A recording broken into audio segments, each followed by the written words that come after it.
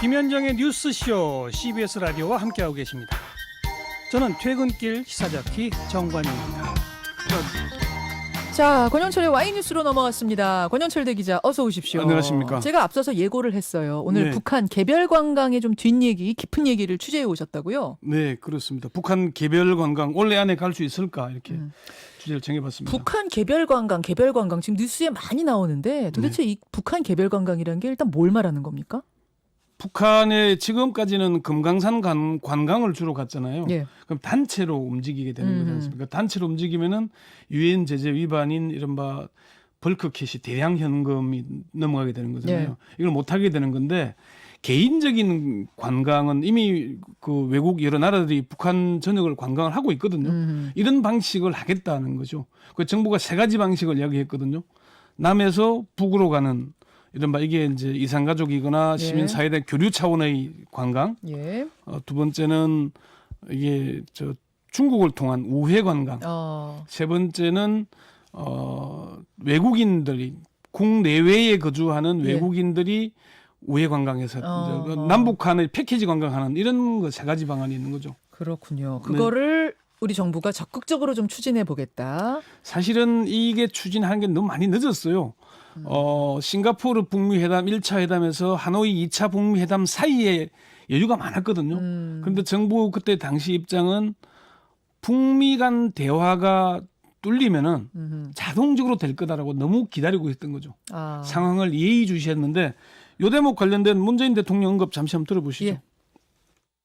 지금은 이제 북미 대화가 다시 이제 교착 상태에 들어갔기 때문에 한편으로는 북미 대화의 모멘텀을 이렇게 되살리는 한편 또 남북 간에도 북미 대화만 쳐다볼 것이 아니라 또 남북 간에도 할 수 있는 최대한 협력을 해 나갈 필요가 있다고 생각합니다.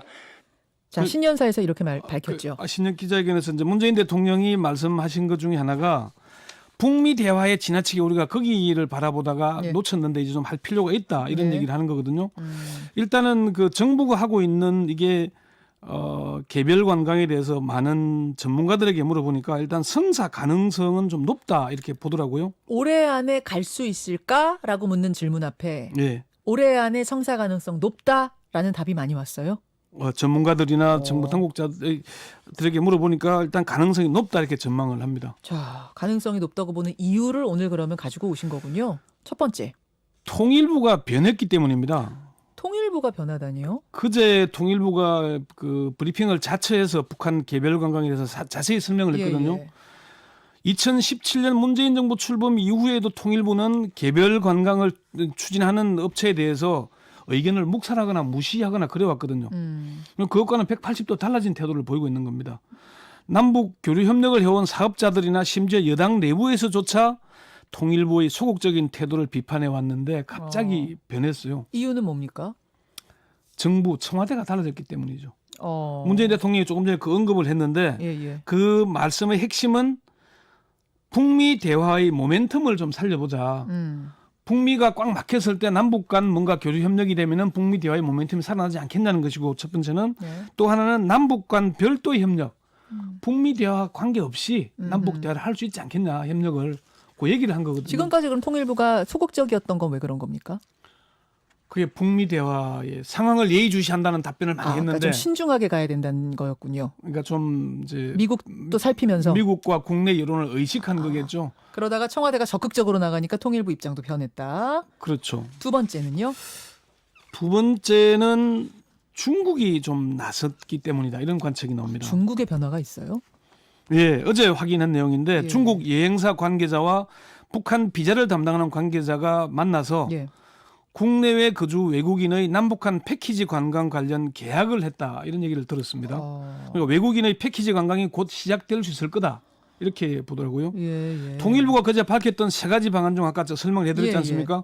그중에 이제 맨 마지막 외국인의 남북한 연계 관광이 가능할 수 있겠다 이런 얘기가 나오는 일단 겁니다. 외국인 움직이는 거 정도가 제일 쉽게 풀릴 수 있는 거다라고 보시는 거군요. 그렇죠. 사실 문재인 대통령이 신년사와 신년 기자회견을 통해서 남북 개별 관광을 꺼냈을 때 갑툭튀 이런 반응들이 많았거든요.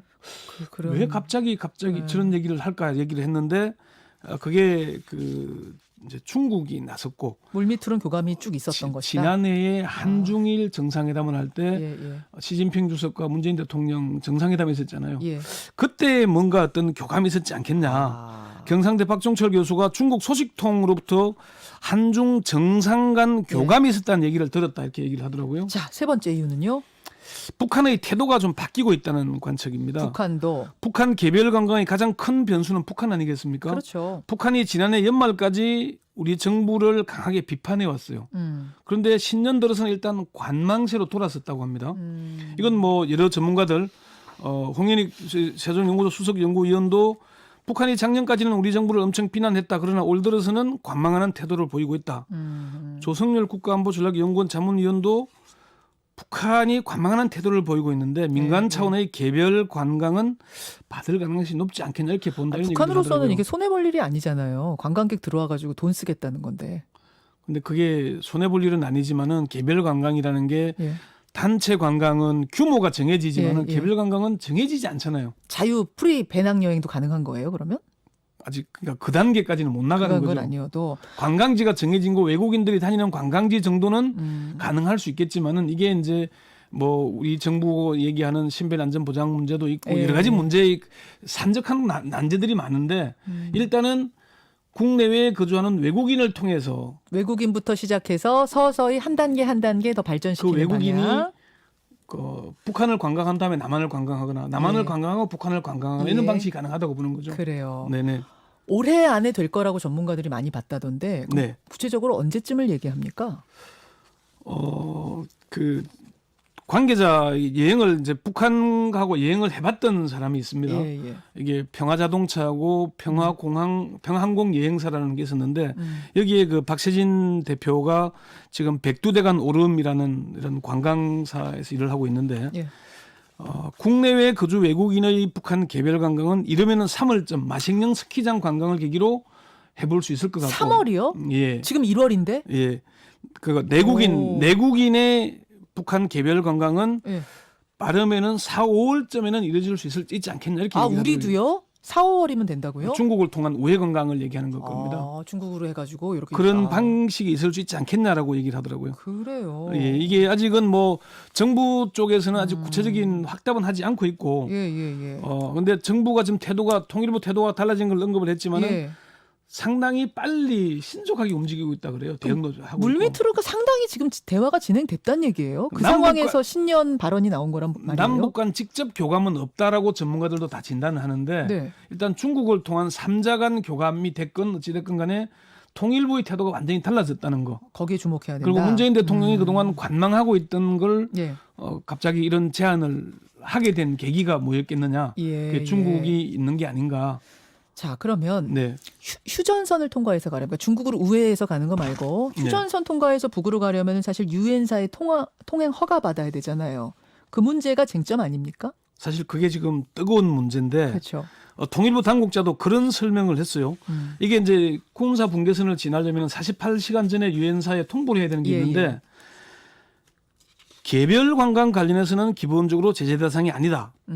이와 별도로 유엔사하고 꼭 협의해야 되는지는 의문이다 이런 얘기를 했어요. 이게 제재 대상이 아닌 거를 유엔사하고 협의할 이유가 있겠냐.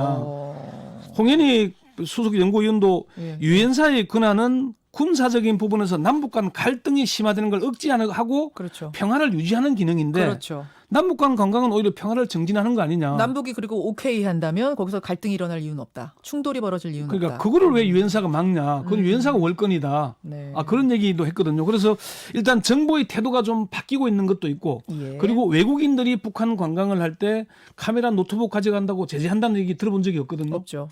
그러니까 개별 관광 때 그게 뭐 제한 대상이 될 거라는 얘기도 아닌 것 같고요. 오늘 그래서 일단 개성 용도 관광 문제가 제일 뜨거운 문제이기도 한데 정부가 선언하고 하면 된다는 얘기를 전문가들이 많이 해요.